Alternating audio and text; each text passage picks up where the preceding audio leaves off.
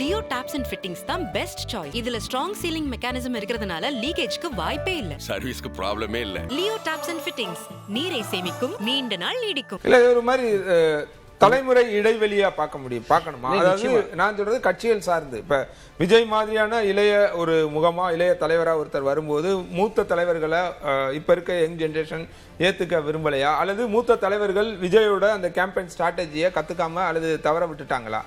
இல்லை, அந்த விஷயத்தில் ஒட்டுமொத்த கட்சியாக வந்து நான் சொல்கிறது ஒட்டுமொத்த அதாவது எடப்பாடி அவர்களால் வந்து அவர் வந்து ஒரு ஸ்டாலினுக்கு ஒரு அவர் ஏஜ் குரூப் இப்போ நீங்கள் குறிப்பிட்டதான் பாயாசமா இப்படிலாம் பேசுறத மாதிரி இந்த மாதிரி அவங்க பேச தவறிட்டாங்களா? ஏன்னா நிறைய கேம்பெயினை அப்போ விமர்சனமாக வந்துச்சு. இப்போ விஜய் ஒரு மீட்டிங் கூட்டம் நடத்துறாருன்னா அதன் பிறகு நடத்துகிற திமுக கூட்டங்களில் பார்த்தீங்கன்னா துண்டெடுத்து சுத்துறது, அவர் என்னெல்லாம் ஸ்டேஜ் வாக் பண்றாருன்னா இவங்க ஸ்டேஜ் வாக் பண்றது, அவர் காருக்குள்ள உள்ளவர் அவர் என்னெல்லாம் பண்றாரோ அது எல்லாமே திமுகவும் சரி அதிமுகவும் சரி அதெல்லாம் செய்ய தொடங்கினாங்க இல்லையா?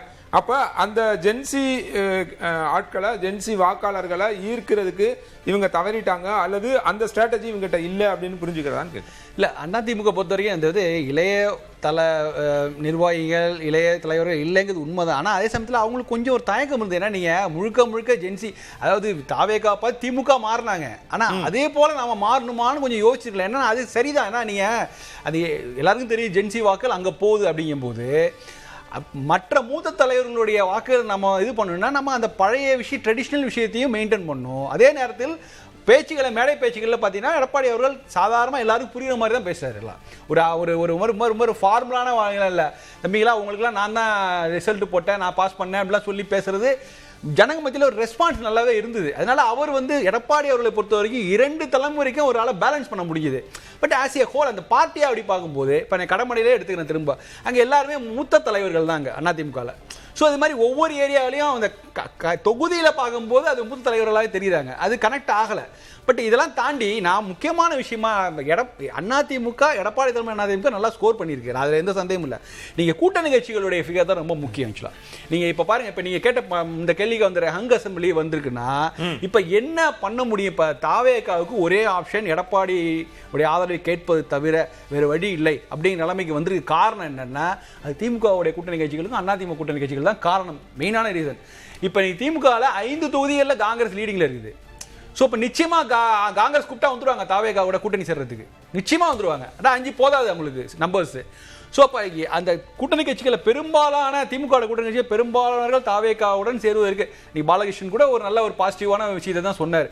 ஸோ அவங்க தயாராக இருப்பாங்க. ஆனால் அவங்களெல்லாம் கூட்டினா கூட அந்த ஃபிகர் வருமாங்கிற டவுட்டு. அப்போ வேறு வழி இல்லை, அந்த பக்கம் எடப்பாடி அவருடைய ஆதரவை பெறுவது தான் விஜய்க்கு வேறு வழி இல்லை, அது தவிர வேறு வழி கிடையாது. ஸோ இப்போ இங்கே பார்த்தீங்கன்னா அதிமுக கூட்டணி கட்சியில் எல்லாருமே புவர் பெர்ஃபார்மர் தான். ஆக்சுவலாக நீங்கள் பாருங்கள், பாமகவை தவிர பாக்கி பெரிய இடத்துல பாஜகவுன்னு பெரிய அளவுக்கு ஸ்கோர் பண்ணல. அமமுக கம்ப்ளீட்டாக அவங்க வந்து அவங்களுடைய இடத்த கம்ப்ளீட் வாஷ் அவுட் கூட சொல்லலாம், அந்த அளவுக்கு ஆயிடுச்சு. இப்போ இதெல்லாமே வந்து ஒரு பெரிய ஒரு இதுதான். நான் மன்னார்குடியை எதிர்பார்க்குறேன். மன்னார்குடி உண்மையிலே அந்த வேட்பாளருக்கு மேலே ஒரு நல்ல ஒரு இது கிடைச்சிது. அவர் வந்து டிஆர்பி ராஜாவை வீழ்த்தி முன்னிலை இருந்துட்டு இருக்காரு. ஸோ அது வந்து காமராஜ் ஒரு நல்ல பேர் இருந்ததுனால அதெல்லாம் வந்து அது வந்துன்னா அமமுகவுக்கு ஒரு கவுண்டிங் அதிகமாகும். ஸோ ஆனால் ஒட்டுமொத்தமாக பார்க்கும்போது இந்த 2 இதை மட்டும் பாருங்களேன், திமுகவோட கூட்டணி கட்சிகளுடைய பெர்ஃபார்மன்ஸ் ப்ளஸ் அதிமுக கூட்டணி பெர்ஃபார்மன்ஸ் பார்க்கும்போது சர்வ நிச்சயமாக இவ்வளோ சூழலுக்கு நடுவில் இவ்வளோ பெரிய அலைக்கு நடுவுலையும் திமுகவோட கூட்டணி கட்சிகள் தங்களுடைய அடையாளத்தை காப்பாற்றி கொண்டு அவர் கொடுத்த 5 தொகுதியில் 6 தொகுதியில் நின்னாலும் 2 தொகுதியில் லீடிங்கில் இருக்கிறதுல பெரிய விஷயம் உண்மையிலே. பட் இவ்வளோ பெரிய ஒரு எல்லா விஷயமும் எல்லாம் கூடி வந்தும் அதிமுகவில் இருக்கிற அமமுகவால் பாஜகவால் ஏன் அவங்களால இந்த அளவுக்கு வர முடியல அப்படிங்கிறது ஒரு பெரிய கேள்வி. இல்லை, இதில் நான் வேறுபடுறேன். என்னன்னாக்கா அமமுக விஷயத்தில் வந்து அமமுக வந்து சசிகலாவை விட்டுட்டு டிடிவி இங்கே உள்ளே வந்ததில் சசிகலா அம்மையாருக்கு வந்து மிகப்பெரிய மன வருத்தம்ங்கிறதுனா அவங்க ஃபுல்லாக டேமேஜ் பண்ணுங்கிறதுக்காக அத்தனை வேலைகளையும் செய்திருக்காங்கிறத பார்க்குறோம். அதுக்கு பின்புலத்தில் யார் இருக்காங்கன்னு இப்போ நான் சொல்ல விரும்பலை. பட் ஆனால் ரொம்ப முக்கியமாக நீங்கள் கவனிக்க வேண்டிய விஷயம் பொறுத்த வரைக்கும் அது ஒரு அமமுக நிற்கிற இடத்துல கட்டாயமாக ஜோக்கணுங்கிற அளவுக்கு வேலை பார்த்துருக்காங்க. 1. 2வது இதில் வந்து அதுக்கான பணமும் செலவு செய்யப்பட்டுள்ளது. இதில் நான் ரொம்ப பாவப்பட வேண்டிய விஷயம் திமுக இதில் பார்க்கணும்னா காங்கிரஸ் உடைய இது என்னன்னா இன்னைக்கு அவங்க வந்து தாவேகாவுடன் அவங்க வந்து கூட்டணியை அமைத்திருந்தால் இன்னைக்கு அவங்க ஒரு தனி இதுல வந்து ஆட்சியில கூட்டணியில பங்கு இருந்திருக்கும். இந்த மாதிரி ஏன்னா கூட்டணி ஆட்சின்னு வேற சொன்னாங்க. இப்போ அதனால ஒரு பங்கு இந்த மாதிரியாக விஷயங்கள் நான் இப்படி கேட்கிறேன்னா, இப்ப காங்கிரஸ் திமுக கூட்டணியில ஒரு சலசலப்பை ஏற்படுத்தாம இருந்திருந்தாங்கன்னா தேமுதிக அங்க உள்ள வர வேண்டிய தேவை இருந்திருக்காது. அந்த கூட்டணி இன்னும் இன்டாக்டா இருந்திருக்கும். இன்னும் கொஞ்சம் ஒரு ஸ்திரமா அப்ப கூட வாங்கியிருந்தா கூட ஒரு 10-15 சீட் தான் அதிகம் வாங்கி இருக்க முடியுமே தவிர எனக்கு இந்த நிலைமைக்கு வந்திருப்பாங்களான்னு கேட்கிறேன். இல்ல, அதாவது காங்கிரஸுக்கு அதுக்கு அந்த அளவுக்கு ஒரு பெரிய இதெல்லாம் கிடையாது. இல்ல அதன் பிறகாக திமுக கூட்டணி மீதான அந்த பிம்பம்ன்றது கொஞ்சம் கொஞ்சமா உடைய ஆரம்பிச்சது இல்லையா? எல்லாமே அது வரைக்கும் இன்டாக்ட் கூட்டணி, இன்டாக்ட் அலையன்ஸ் அப்படின்னு சொல்லி கொண்டிருந்தது. அது ஒரு டிலே, டேமேஜ்.